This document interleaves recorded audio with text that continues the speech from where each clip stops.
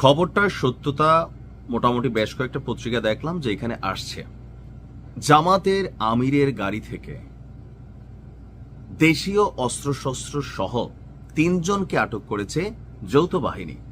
এখন জামাতের একজন আমির, তবে কেন্দ্রীয় জামাতের আমির ডাক্তার শফিকুর রহমান না, তিনি হচ্ছেন আপনার যেই এলাকা আমরা যদি বলি সেটা হচ্ছে মেহেরপুর জেলা জামাতের আমির। ওনার গাড়িতে পার্সোনাল যে ব্যবহৃত গাড়ি নোয়া, এই নোহা গাড়িতে আপনার ধারালো চাইনিজ কুড়াল, দেশীয় অস্ত্রশস্ত্র নিয়ে 3 জন কর্মীকে আটক করেছে যৌথ বাহিনী। এর মধ্যে সাংবাদিক ইলিয়াসের যে বাংলা এডিশন আছে, সেই বাংলা এডিশনের যে জেলা প্রতিনিধি মেহেরপুরের, সেও কিন্তু এখানে এই মেশিনারি সহ আটক হয়েছে। এমনকি জামাতের একজন কর্মী, ওনার নাম হচ্ছে সেলিম রাজা, বয়স হচ্ছে 27, জেলা জামাতের ইসলামের আমির মাওলানা তাজউদ্দিন খানের ফেসবুক পেজের এডমিন শাহরুল ইসলাম এবং মাইক্রো ড্রাইভার ইজারুল হক। কেন এই অস্ত্রশস্ত্র নিয়ে মুভমেন্ট?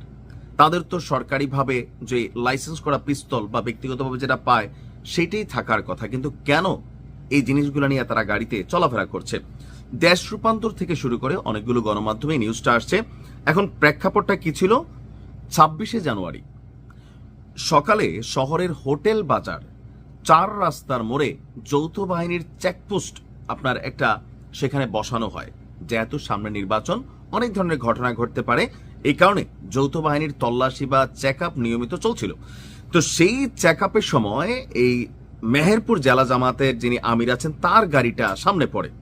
মেহেরপুর থানার পুলিশের যিনি উপপরিদর্শক আছেন BM রানা, তিনি বলছেন যৌথ বাহিনীর নিয়মিত চেকপোস্টের অংশ হিসাবে সব গাড়ি চেক করা হচ্ছিল।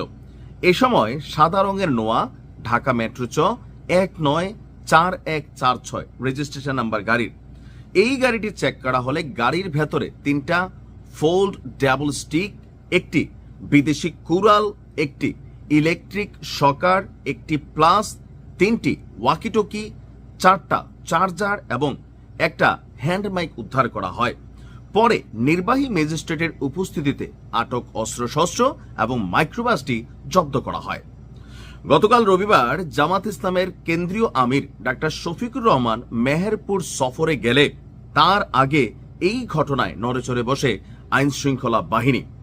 এখন এই ঘটনার পিছনে আসলে কেন, কি কারণে, কারা জড়িত, আমি যতটুকু তথ্যপাত্র সর্বশেষ কানেক্ট করার চেষ্টা করলাম, সেখানে দেখলাম যে বেশ কিছু ঘটনা এখানে তৈরি হয়েছে। আবার ওই দিন আরো একটা জায়গায় মেহেরপুরে 2টি বিদেশি পিস্তল, 5 রাউন্ড গুলি, ম্যাগাজিন সহ 2 জনকে আটক করেছিল র্যাব। আটককৃত হলো কুষ্টিয়ার সিদ্দিক আলীর ছেলে সোহাগ হোসেন গিট্টু, একই গ্রামের ভাঙাপাড়া এলাকার দিদাল মণ্ডলের ছেলে মিশন ইসলাম। এখানে নানান কিছু থাকতে পারে ভেতরের গল্প। তবে জামাত আমিরের গাড়িতে এই অস্ত্র আটক নিয়ে পরবর্তী সময় তাকে প্রশ্ন করার জন্য সাংবাদিকরা ফোন দিলে যোগাযোগ করা সম্ভব হয়নি। এ নিয়ে পুরো সোশ্যাল মিডিয়ায় উত্তাল যে জামাতের আমির, তিনি কিন্তু মূল যে কেন্দ্রীয় আমির ডাক্তার শফিক সাহেব না, তিনি হচ্ছেন মেহেরপুরের যিনি জেলা জামাতের আমির আছেন। এখন যেহেতু গাড়িটা তার, সো এই ক্ষেত্রে জবাবদিহিতা তার উপরেই বর্তায়।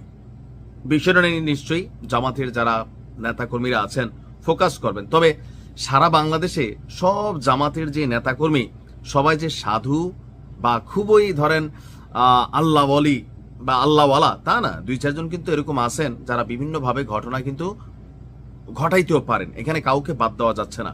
আবার তাদের উপর হামলা হইতে পারে, সেই চিন্তা করেও নিজেদের আত্মরক্ষার্থেও হয়তোবা এরকম মেশিনারিজ গাড়িতে রাখতে পারেন। তবে বিষয়টা এখনো অস্পষ্ট, কেন এটা উনি ব্যাখ্যা দিলে আমরা হয়তো বুঝতে পারবো। ভালো থাকুন, আসসালামু আলাইকুম।